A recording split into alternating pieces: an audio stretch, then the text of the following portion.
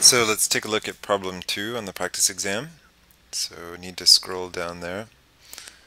And this one says that we are going to factor this polynomial and then graph it. Okay, so great. Find all real zeros. So it's a cubic. Alright, so we can't just use the quadratic formula because it's degree 3.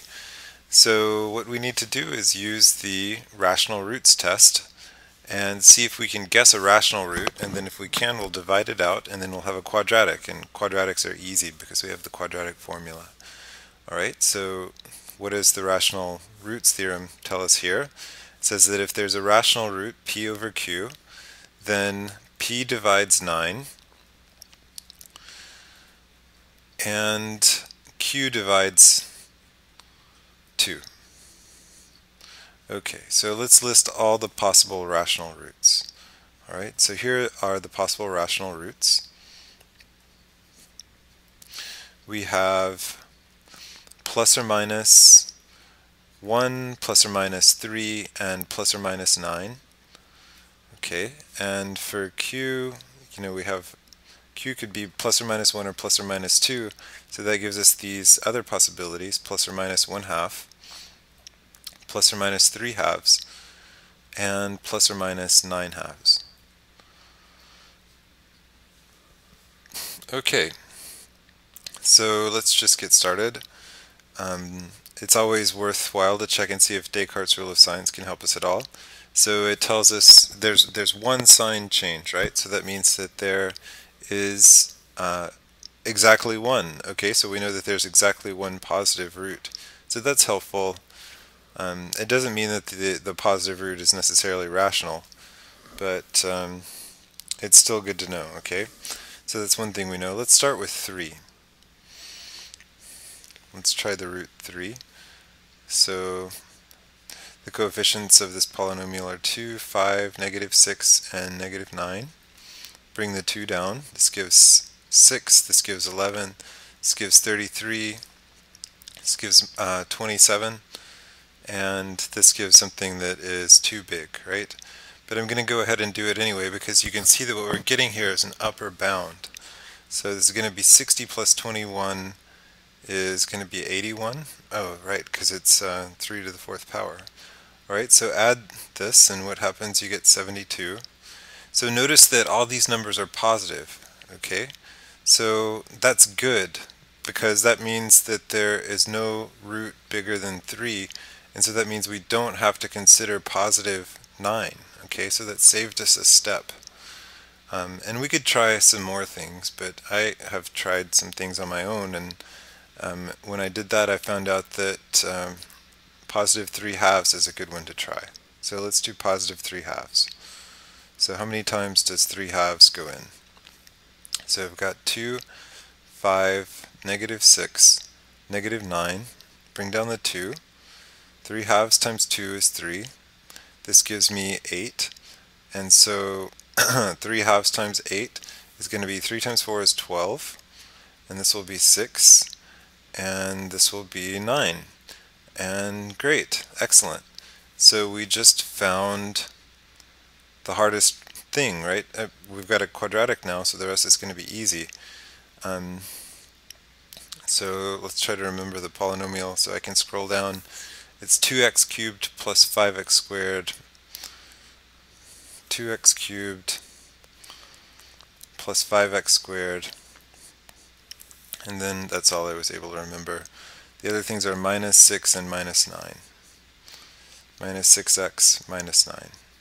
Okay, so we just showed that this thing is equal to x minus 3/2, and then let's see what the quadratic thing that was left was.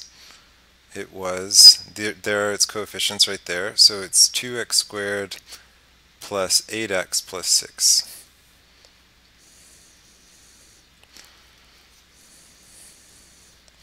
Okay, excellent.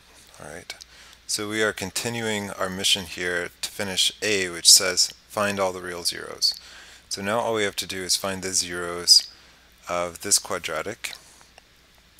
Okay, and we could divide that thing by 2 if you want. If we're trying to solve 2x squared plus 8x plus 6 equals 0, can divide everything in sight by 2, and that makes it slightly easier. You get x squared plus 4x plus 3 is equal to 0. And now we could think, can we find two numbers that add to be 3, that multiply to be 3, that add to be 4? The answer is yes. We can do x plus 1 and x plus 3, okay?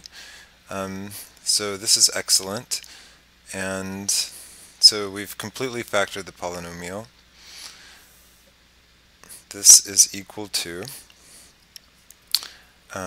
x minus 3 halves, and now I'll just put that 2 back in so that what we write down is exactly right. I'm just doing that because the leading coefficient has to be 2 for this thing. So now I've got x plus 1 and x plus 3. So we're done with part A. Okay, so part A is done. We factored the polynomial, and what are we supposed to do now? We're supposed to graph it. Alright, I guess we should also state the multiplicities. Okay, so let's make everything nice and neat. Okay, so the zeros are 3 halves, and so let me write the multiplicity down here. So actually they all have multiplicity 1, right? So multiplicity refers to the exponent that might be on the factor, but the exponent that's on every one of these factors is 1. So they're all roots of multiplicity 1. Okay, so anyway, to go on listing, we've got -1 and -3, and those both have multiplicity 1. Oops. Okay, great. And now we're supposed to graph the polynomial. Okay, so let me just take a peek up here at the original thing, because this makes it really easy to see the y-intercept. I'm getting ready to start graphing this thing, so you can see that when you plug in 0, the y-intercept is going to be -9. So let me go down here and put a, oh, I guess I should have checked. So that would be -8, and -9 would be like right here. Okay, so this is going to be the y-intercept. And great. And let me put a little dot at our zeros too. So we've got -3 is 1, and -1 is 1, and +3 halves, what is that? That's 1.5, right? So it's going to be right there.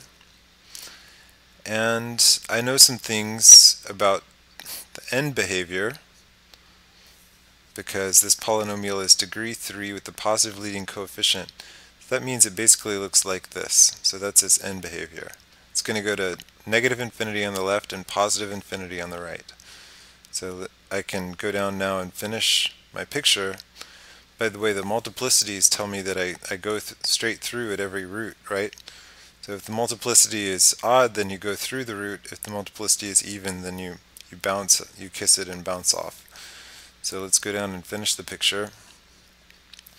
So it comes up from -infinity and goes through -3, then it goes through -1, comes down, way down, and touches its y-intercept, which is irritatingly low, and goes back up and touches the last x-intercept, and then goes I'm sorry my handwriting's so bad. That doesn't even look like a function, but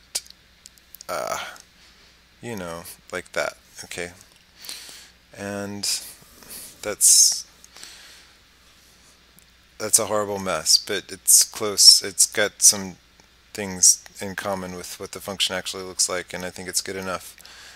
And that's the end of this question. Okay, so I indicated everything. I'm done. Let's go to the next one.